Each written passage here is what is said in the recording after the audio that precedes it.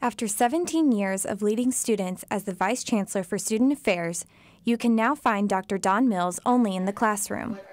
Though Mills has taught a single course for several years before this semester, he is now working full-time as a professor. His new faculty position in the College of Education is a Distinguished Professor of Educational Leadership. Students like Kyle Arnold have known Mills prior to his transition from Vice Chancellor and says it has been a positive change for students. Sure, it's much more relaxing compared to being Vice Chancellor, and you can definitely see a kind of more relaxed approach, which is nice, because he has a lot to offer in the professor role, and I think he's getting to do that and kind of fulfill those parts of his career at this point. Alexis Branneman is a graduate student that is also enrolled in Mills's class that worked with him in student leadership when he was Vice Chancellor.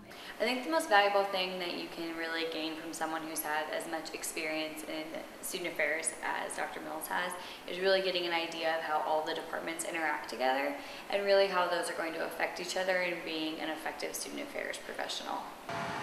Don Mills came to TCU in 1968 to attend Bright Divinity School. A year later, he was offered his first job to work at the church.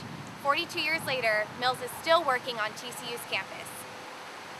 Mills's multiple positions held at TCU have helped him to have a better understanding of students.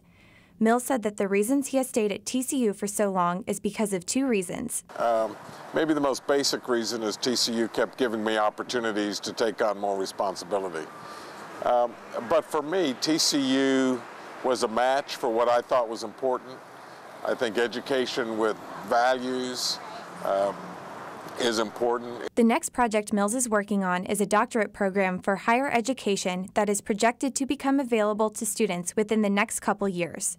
Caitlin Cockerline, TCU News Now.